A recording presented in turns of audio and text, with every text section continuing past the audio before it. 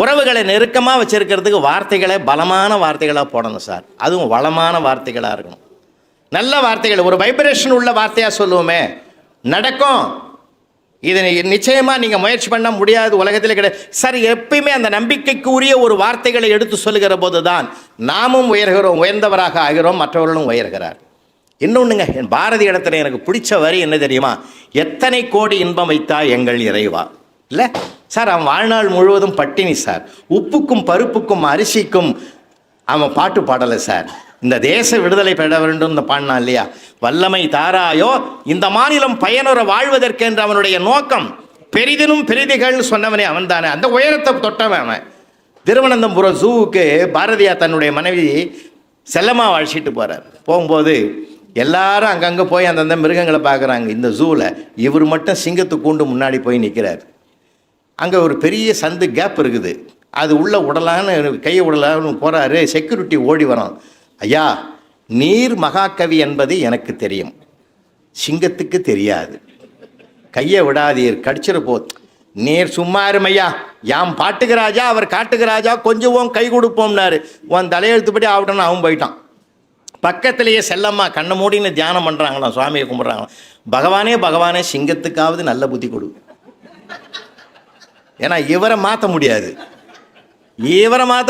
அவரையாவது அந்த மிருகத்தையாவது நீ மாத்துன்னு அந்த அம்மா பிரார்த்தனை பண்றது. சமூகம் என்ற கட்டுரையில் பாரதியார் குறிப்பிட்டு எழுதுகிறார் என்றார், வாழ்க்கை என்பது ரசனைக்குரியது, சிக்கலுக்குரியதல்ல, வேதனைக்குரியதல்ல. துன்பங்களை பகிர்ந்து கொண்டு பேசுவது மட்டுமல்ல வாழ்க்கை, இன்பங்களை பகிர்ந்து கொண்டு இனிமையாக வாழ்க்கை எப்படி நடத்துவது என்பதை பற்றிய ஒரு பரிணாம வளர்ச்சி தானே வாழ்க்கை. அதைத்தான் அவர் சொல்றார். பாரதியாருடைய வாழ்க்கையில் நாம் தெரிஞ்சுக்கிறது.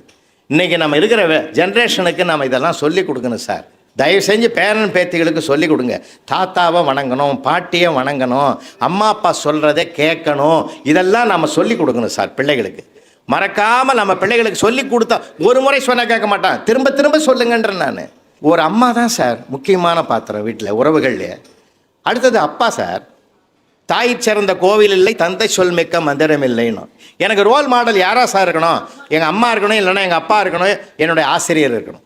மாதா பிதா குரு, அதுக்கு அடுத்தது தான் தெய்வம். தெய்வத்தினுடைய அருள் கிடைக்கும். இப்போ நான் எதுக்காக இதை குறிப்பிட்டு சொல்லணும்னா, எந்த குழந்தையும் நல்ல குழந்தை தான் மண்ணில் பிறக்கையிலே அவன் நல்லவனாவதும் தீயவனாவதும் அன்னை வளர்ப்பினிலேன்னு ஒரு பாட்டு இருக்கு. ஏன் இதை நான் வலியுறுத்தி சொல்கிறேன்னா, அன்னைக்கு ஒரு அம்மா ஞாயிற்றுக்கிழமை காலையில் பையனை 4th கிளாஸ் படிக்கிறான் பையன். அவனை பக்கத்தில் உட்கார வச்சுக்கிட்டு ஒரு கணக்கு கேட்குது. அம்மா நம்ம பேசிக்கிட்டே இருப்பேன்டா, நீ பதில் சொல்லிக்கிட்டே இரு, நான் என் வேலையை பண்ணிக்கிட்டே இருக்கேன். 4 எத்தனை பையன் 5 நிமிஷம் டைம் கொடுமான்னா சொல்லிவிட்டு 10ன்னா. என்னடா உங்கள் ஒப்ப நாட்டு மாதிரி பேசுகிற, அந்த ஆள் எங்கேயோ உட்காந்துங்கிறான், வம்புக்கு இருக்குது. இந்த மாதிரி நேரத்தில் தான் திட்டும். 4 எத்தனைடா விரலை விட்டு கூட்டு. அம்மா எப்படி கூட்டினாலும் 10 தாம்மா வருது. ஏன்டா என்னை படுத்துகிறேன்? நான் படுத்தலை தாயே, ஒரு வாரமாக நான் உன்னை வாட்ச் பண்ணுறேன். காய்கறி கூடையில் வச்சு விற்கிற பாட்டியை கீழே இறக்கி வச்சுட்டு அது சொல்கிற விலையிலேருந்து டெய்லி ஒன்றுலேயும் 2 ரூபா குறைச்சி தான் நீ கொடுக்குற. 10 ரூபா சொன்னால் 8 ரூபா கொடுக்குற, 20 ரூபா சொன்னால் 18 ரூபா கொடுக்குற. இப்போ நான் 4 8ன்னா நீ 2 குறைப்ப.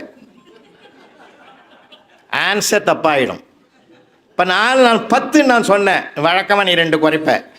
8 கரெக்ட் ஆன்சர் வந்துடும். சரியா? அம்மா நினச்சா தப்பான வழியை பிள்ளைக்கு சொல்லி கொடுத்துட்டோம் பத்தியா அப்படின்னு தாயே தன்னை திருத்தி கொள்கிறா. அதான் எதுக்காக இதை சொல்கிறேன்னா, ஒரு அம்மாவுக்கு அவ்வளோ கடமை இருக்குது சார், அவ்வளோ பொறுப்பு இருக்குது.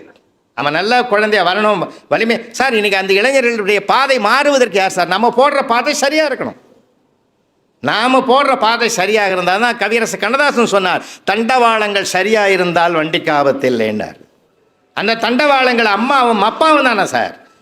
அந்த அம்மா அப்பா போட்ட நெறியிலே பயணம் பண்ணான்னா அவன் நிறைவான ஒரு வாழ்க்கையை வாழ முடியும் என்பது தானே சார்.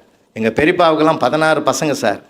16 பெற்று பெருவாழ்வு வாழ்கன்னா யாரோ கல்யாணத்தில் அது நிறைவேற்றிட்டார். இத்தனைக்கு அவர் போஸ்ட் மாஸ்டர், வெளியிலையும் டெலிவரி உள்ளேயும் டெலிவரி. ஆமாம், 10 ஆம்பளை பிள்ளைங்க 6 பொம்பளை பிள்ளைங்க சார். யாராவது ஒரு ஆள் வெளியிலேருந்து வந்து இந்த பையனுக்கு பேர் என்னார்னா எங்கள் பெரியம்மாவை கூப்பிடுவார். ஏம்மா இந்த 8ஆம் நம்பர் பையனுக்கு பேர் சொல்லுன்னுவார். ஏன்னா அவர் எல்லாத்துக்கும் சீரியல் நம்பர் போட்டு வச்சுக்கிறாரு. அந்த இங்கே இருக்கிற சபையில் சொல்கிறேன் சார், வணங்கி சொல்கிறேன், எல்லாம் மூத்தவங்க தான். எந்த ஆணுக்கும் பெண்ணுக்கு இருக்கிற அந்த ஞானம் கிடையவே கிடையாது. உண்மையை நாம் ஒத்துக்கணும். ஆணுக்கு அதிகமாக இருப்பது அறிவு, பெண்ணுக்கு அதிகமாக ஆண்டவன் கொடுத்த சொத்து ஞானம். ஒரு சின்ன ஆலோசனையாக கூட இருக்கும், அவங்க சொல்கிறது அதுக்கு பேர் தான் ஞானம்னு பேர். ஞானம் என்பது உள்ளிருந்து வருவது, அறிவு என்பது வெளியிலிருந்து உள்ளே போகிறது. நம்ம ஆண்களுக்கெல்லாம் அப்படி தான் சார் இருக்கும், அறிவு ஜாஸ்தி. அதனால தான் வீட்டில் கூட வராமல் நம்ம எப்படிப்பட்ட டிஸ்ட்ரிக்ட் கலெக்டராக கூட இருக்கட்டும், அமைச்சராக கூட இருக்கட்டும், அங்கே வீட்டுக்குள்ளே போனவுடனே அந்த வீட்டுக்காரமாக நான் சொன்னதை புரிஞ்சுதா, நான் சொன்னேன் புரிஞ்சுதான்னு கேட்குறாங்க பார்த்தீங்களா. அதுதான் அந்த புரிய வைக்கிறது தான் ஞானம்னு பேர். நீங்கள் ஓட்டிஸ்ன்னு ஒரு லிஃப்ட் இருக்குது, கேள்விப்பட்டிருங்க, பெரியவங்களுக்கு தெரியும். அமெரிக்காவில் நான் சொல்கிறது பல ஆண்டுகளுக்கு 320 ஆண்டுகளுக்கு முந்தி அமெரிக்காவில் 10 அடுக்கு மாடியில் ஒரு லிஃப்ட் ஒன்று பொருத்தினார். அதுக்கு இந்த லிஃப்ட்டுக்கு பேர் ஓட்டிஸ்ன்னு பேர். ஏன் அதுக்கு ஓட்டிஸ்னாக்கா அதை கண்டுபிடிச்சி உருவாக்குனரே ஓட்டிஸ். அவர் தன்னுடைய பில்டிங்க்கு அதை வச்சார். அது என்ன பண்ணுச்சுங்க, கால அளவில் 8வது 9ல் 10ல் போய் இறங்கல லேடிஸ் எல்லாம் என்ன பண்ணாங்க, ரிப்போர்ட் பண்ணாங்க, லிஃப்ட்டு ஒர்க் ஆகலை, ஸ்லோவாக போகுது அப்படின்னாங்க. இன்ஜினை மாற்றுங்க இல்லைன்னா லிஃப்டே மாற்றுங்கன்னு. அப்போ ஓட்டிஸு ரொம்ப கஷ்டத்தில் இருக்கார் பொருளாதாரத்தில். உடனே அவர் என்ன பண்ணார், நான் என்னால் இன்ஜினை மாற்ற முடியாது, லிஃப்ட்டு மாற்ற முடியாது, நான் என்ன பண்ண போகிறோன்னுனார். அந்த அம்மா வீட்டம்மா சொல்லிச்சு, இதுக்கெல்லாம் ஏன் கவலைப்படுறேன், நான் சொல்கிறேன் ஒரு சிம்பிள், அதை நீ நாளைக்கு நடைமுறைப்படுத்து. ஒரு 4 அடி உயரத்தில் 2 அடி அகலத்தில் ஒரு கண்ணாடியை உள்ள ஒரு சைடில் வை, அப்போ அதோடு விட்டுடு அப்படின்னுச்சு. அதே மாதிரி 4 அடி உயரத்தில் 2 அடி அகலத்தில் ஒரு கண்ணாடி ஒரு லிஃப்ட்டு உள்ள ஒரு பக்கம் வச்சுட்டான். இந்த லேடிஸ் எல்லாம் ஒரு 15 நாளைக்கு பிறகு லிஃப்ட்டு ரொம்ப நல்லா இருக்குது, லிஃப்டெல்லாம் மாற்ற வேணாம், இன்ஜினும் மாற்ற வேணான்னுட்டுது. ஒன்றும் இல்லை, அவசரமாக வர லேடிஸ் பூரா கண்ணாடியில் தன்னை அலங்காரம் பண்ணிக்கின்னு மேக்கப்பில் பண்ணிவிட்டு அந்த டைம் அதுக்கு நல்ல அட்ஜஸ்ட்மெண்ட் ஆகுது. அதனால் என்ன ஒரு சின்ன விஷயம் சார், இன்ஜினை மாற்று லிஃப்டே மாற்றுன்றதை விட ஒரு கண்ணாடியை பொறுத்து சின்ன ஆலோசனை கொடுத்தாங்க பார்த்தியா, அதுக்கு பேர் தான் சார் ஞானம். அதுலேருந்து நான் தெரிஞ்சுக்கிறது என்னென்னா, எல்லாரும் ஒரு வெற்றியை அடையணும்னா வீட்டில் இருக்கிற லேடியை ஒரு மனைவியை கேட்டு நடந்தால் அந்த ஆலோசனையும் சீர்தூக்கி பார்த்து செயல்பட்டோம்னா வாழ்க்கையில் ஜெயிக்கலாம்ன்றது தான் நான் கண்டுபிடிச்ச ஒரு சின்ன உதாரணம். நான் தான் சொல்லுவேன், குடும்ப கூட்டத்தில் சொல்லுவேன், ஒரு தீபாவளி வருது, பொங்கல் வருதுன்னா 1,00,000 ரூபாய் வீட்டுக்காரமாகிட்ட கொடுத்து நீ போய் ஜவுளி பார்த்து எடுத்துக்கோ அப்படிலாம் போய் சொல்லாதீங்க, நீங்களும் போங்கன்னு சொல்லுவேன். அதை ஒரு ஆள் கேட்டும் போய் ஒய்ஃபுக்கிட்ட சொல்லியிருக்கான். புலவரையா கூட்டத்தை கேட்டேன், எனக்கும் கொஞ்சம் மனசு உறுத்துது, இனிமேல் வாழ்க்கையில் உன்னை தனியாக அனுப்புகிறதா இல்லை, நானும் சேர்ந்து தான் வருவேன்னு. அப்படின்னா நாளைக்கு தான் நான் துணி எடுக்கலான்னு நினச்சேன், நீ வரப்போறியான்னு கேட்டுது. என்ன வரப்போறியான்னு கேட்குற, நீ வா அப்படி அவர் சொல்லு அப்படின்னு சொல்லி கூடையே போயிட்டான். போகும்போதே அந்த அம்மா என்னை திட்டினுக்குது மனசுக்குள்ளே, இவன் கூட்டத்துக்கு அனுப்புனது தப்பாக போச்சு, என்ன பண்ணுவானோ. ஏன்னா நான் போவேன், பார்டரை பார்ப்பேன், ஜரிகையை பார்ப்பேன், புட்டாவை பார்ப்பேன், தெருவிலேயே எந்த பொம்பளையும் கட்டாத புடவையாக பார்ப்பேன். இந்த ஆளுக்கு அவ்வளோ பொறுமை கிடையாது. ஒரே ஒரு இந்த துண்டு பில்லை பார்த்துட்டு இது வேணாம் அது வேணாம்னு சொல்லுவானே, இவரை தலைகள்கிட்ட அனுப்பிச்சிட்டானே, இந்த புலவன் கூட்டத்துக்கு போன தப்பாக போச்சுன்னு நினச்சிக்கிட்டே போன அம்மாவுக்கு படி ஏறும்போதே, ஜவுளி கடையில் படி ஏறும்போதே ஒரு ஐடியா ஃபார்ம் ஆகிடுது. அங்கே செக்யூரிட்டி நிற்கிறான் பாருங்க, அவனை பார்த்து அவன் பக்கத்துலேயே இந்த பெஞ்சில் உட்காரு, 3 அடுக்கு இருக்குது, இந்த 3 அடுக்குலையும் நான் போய் தேடி கண்டுபிடிச்சி வாங்கிறதுக்கு 7-8 மணி நேரம் ஆகிடும். அதனால் உன்னால் நிற்க முடியாது, சுத்த முடியாது, நீ உட்காரு. ஏன்னா அவங்க அந்த அம்மா சொல்கிறதும் நியாயம்தான். ஏன்னா ஒரு 500 புடவை, அதுவும் உலகத்திலேயே காந்திய கொள்கை வாழற இடம் அந்த சேரை செக்ஷனில் வேலை செய்கிறாங்க பாரு, அவங்கக்கிட்ட தான் வாழுது காந்திய கொள்கை. பொறுமை, நிதானம், சகிப்புத்தன்மை. 500 புடவை அடிக்க வச்சுருப்பான் சார். நம்ம ஆளுங்க அந்த லேடி போனால் அதை எடு இதை எடு அதை எடு, 500 கீழே வந்துருங்க அரை மணி நேரத்தில். கட்சியில் கேட்பாங்க பாரு ஒரு கேள்வி, வேறு இல்லையா? அவன் என்ன பண்ணுவான், கூட வந்திருக்க நம்மளை தான் பார்ப்பான், எப்படா சமாளிக்கிறன்ற மாதிரி இருக்கும் அந்த பார்வை. அவன் சிரிப்பான், ஏன் தெரியுமா, வேறு இருந்தால் மட்டும் நீ எடுக்க போகிற. ஏன்னா அது ஒரு கலை இல்லையா, அந்த கலையை நேசிப்பாங்க. அதனால் என்ன பண்ணாங்க, இந்த அம்மா ஐடியா ஃபார்ம் பண்ணி 7-8 மணி நேரம் அவன் இங்கேயே உட்காரியான்னு அந்த ஸ்டூல்லேயே உட்கார வச்சுட்டு போட்டுது. போய் கிட்டத்தட்ட 3 மாடி ஏறி இறங்கி 7 மணி நேரம் ஆச்சு. திடீர்னு ஞாபகம் வந்துடுது, அந்த ஆளை உட்கார வச்சுட்டு வந்த மாதிரி தண்ணி குடிச்சானா டீ குடிச்சானான்னு தெரியலேன்னு சொல்லி குழந்தை ஞாபகம் வந்த அம்மா ஓடியாடுற மாதிரி பரபரப்பாக ஓடியாந்தது. அந்த ஆளை காணோம். என்னடா இது உட்கார வச்சுட்டு போனோமே, எங்கடா போய் தேடுறதுன்னு சொல்லி பக்கத்தில் பார்த்தா செக்யூரிட்டி நின்று தான் பாருங்க. அந்த ஆளை பார்த்து கேட்டது, சார் எங்கள் ப்ளூ கலர் சட்டை போட்டு எங்கள் வீட்டுக்காரர் உட்கார வச்சுட்டு போனேன், அவர் எங்கன்னு. அடியே என்னை நல்லா பாடுறேன்னா. இப்போ அவன் தான் வந்து செக்யூரிட்டியாக நிற்கிறான். உடனே அந்த அம்மா பதறி போய் கேட்டுது, யோ நான் ஒன்று உட்கார வச்சுட்டு போனேன், நீ ஏன் அந்த வேலையில் இருக்கிற, நீ எதுக்கு நிற்கிற, சும்மா இரு, நீ உட்கார வச்சுட்டு போனியா. அந்த ஆள் என்னை ஒரு மாதிரியாக பார்த்தான். என்னப்பான்னு கேட்டேன். அவன் பொண்ணை பார்க்குறதுக்கு மாப்பிள்ளை வீடு வராங்களாம், டியூட்டி மாத்திரமே வரலையாம். நான் என்ன பண்ண போகிறேன் கடவுளேன்னு சொன்னான். நீ என்ன எவ்வளோ நேரம் ஆகும்னு நான் கேட்டேன். 8 மணி நேரம்னா. நீ என்ன சொன்ன, 7-8 மணி நேரம் ஆகும்னு சொன்னேன். யோசனை பண்ணேன், அந்த வேலையை நானும் செய்யலாமான்னு கேட்டேன். ஐயோ கடவுளே உன்னை அனுப்பி வச்சிருக்கிறான், முன்னேற்பாடா பகவானே நீ செய், என்ன கொடுப்பேன்னு கேட்டேன். எனக்கு கொடுக்குற 400 ரூபாய் உனக்கு கொடுத்துட்றேன்னு சொன்னான். அந்த அம்மா அப்படியே கட்டி பிடிச்சி, சார் என் தெய்வமே, 7 பிறவிலடா 100 பிறவி எடுத்தாலும் நீ தான் என் வீட்டுக்காரன். ஏன்னா எடுத்து வச்ச புடவைக்கு 400 ரூபா குறையுதேன்னு நினச்சேன். அதை சம்பாரிச்ச பத்தியா எப்படியா அவனுக்கு மனசால கண்டுபிடிக்க முடிஞ்சது. அவனா கண்டுபிடிச்சான். அவன் மனசுக்குள்ளே நினைக்கிறான், நான் சம்பாரித்தேன் 400 போச்சா. சார் தன்னுடையது என்று பார்க்காமல் தன்னை சார்ந்தவருடையது என்று கருதுகிற பெருந்தன்மையை உருவாக்குவதுதான் சார் குடும்ப வாழ்க்கை என்பது. என்ன அழகான வாழ்க்கையை நம்ம பெரியவங்க வாழ்ந்து காட்டியிருக்கிறாங்க. இன்றைக்கி எல்லாமே போச்சு.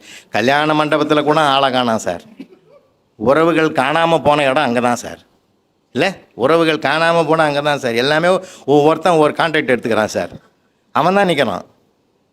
துட்டு கடைசியில் பணம் பைசல் பண்ணுற வரைக்கும் அங்கே தான் உட்காந்துக்கிறான். யாரும் இல்லை சார். என்ன கொடுமை இன்றைக்கி பார்த்தீங்கன்னா, பொண்ணு வீட்டுக்காரனும் புள்ள வீட்டுக்காரனும் மாப்பிள்ளை எல்லா உறவுகள் அங்கே நின்று வாய் நிறைய கூப்பிடுவான் சார். வாங்க அத்தை, வாங்க பெரியப்பா, வாங்க பெரியம்மா அப்படின்னு கூப்பிட்டெல்லாம் போய் இன்றைக்கி ஒரு பொம்மை கும்பிட்டும் கிடக்குது சார்.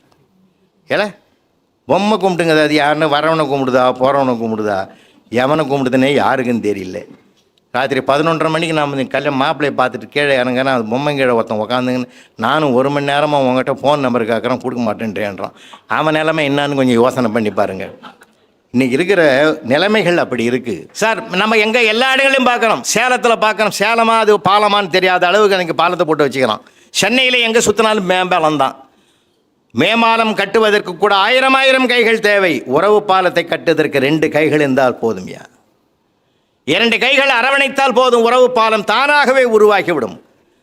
அதற்காவது ஆயிரக்கணக்கான கோடிக்கணக்கான செலவு செய்யணும். ஆனால் இதுக்கு அப்படி பண்ணணும் இல்லை. அன்பு என்ற ஒன்றையே மூலதனமாக்கினால் போதும், இந்த உறவு பாலம் இயல்பாகவே அமைந்து விடும். அந்த உறவு தான் சார். ஆண்டவனையே நம்ம உறவாக பார்க்குறவங்க. நாம் அம்மை நீ, அப்பன் நீ, அன்புடைய மாமனும் மாமியும் நீ, ஒன்பொருளும் நீனு, கடவுளைய ஏழிசையா இசைப்பயனா இன்னமுதா என்னுடைய தோழனுமாயிரு சுந்தரமூர்த்தி சுவாமிகள் சொன்னார். அப்போ உறவாகவும் நண்பனாகவும் ஆண்டவனையே பார்க்குற ஒரு பண்பாடு நம்முடைய ஆன்மீகம் கற்றுக் கொடுத்திருக்கிற உயரிய குணம் என்றால், அந்த பண்பாட்டையும் குணங்களையும் இன்றைக்கு பிள்ளைகளுக்கு மனம் என்ற நிலத்தில் விதையாக்கணும். நிலம் பண்பட்டால் நல்ல நெல் விளையும், மனம் பண்பட்டால் நல்ல வாழ்க்கை விளையும். அவனுக்கு அது இல்லை இது இல்லைன்ற பற்றாக்குறை பட்ஜெட்டு தானே சார் நம்ம சொல்லிக் கொடுக்கணும். அதிகமான நிலைக்கு ஆசைப்பட்டது வருமா வராதான்னு மனசு பயத்தில் போகும். அப்போ அந்த ஆசையும் பயமும் அற்ற ஒரு சூழ்நிலையில் நம்ம சமநிலையாக இருக்கணும். ஒரு முதலீட்டில் ஒரு ஷேர் மார்க்கெட்டில் ஒன்றை ஈடுபடுத்தணும்னா ஒரு 1000 ரூபாய் கிடைச்சா போதும். அது குறைந்ததா அதிகமானதா இருந்ததை விட வந்தது லாபம் என்கிற நோக்கத்தோடு அதை போதும் என்று கருதினால் நமக்கு பிரச்சனையை எதிர்கொள்ள வேண்டிய அவசியம் இல்லை. எதிர்பார்ப்பு அதிகமாக இருந்தால்தான் ஏமாற்றத்தை சந்திக்க வேண்டியிருக்கும் இல்லையா. மனசில் சந்தோஷத்தை நம்ம தாங்கணும். மகிழ்ச்சி என்பது ஒரு மனிதனுடைய உற்சாகத்தை வளர்க்கும். மகிழ்ச்சி என்பது மனநிறைவு என்பது தான் வாழ்க்கையிலே கடந்து வந்த பாதையினுடைய பெருமிதத்தையும் நினைக்க சொல்லும். எதிர்காலத்தையும் மகிழ்ச்சியாக பயணிப்பதற்கு நம்மை தயார்படுத்தும். அந்த மகிழ்ச்சி மனநிறைவு தான் எல்லாத்துக்குமே. அதில் குறைகளை பார்க்காமல் நிறைகளை பார்க்க பழகிட்டோம்னா வாழ்க்கை முழுவதும் நமக்கு மகிழ்ச்சியை தவிர வேறு எதுவும் நமக்கு தெரியாது.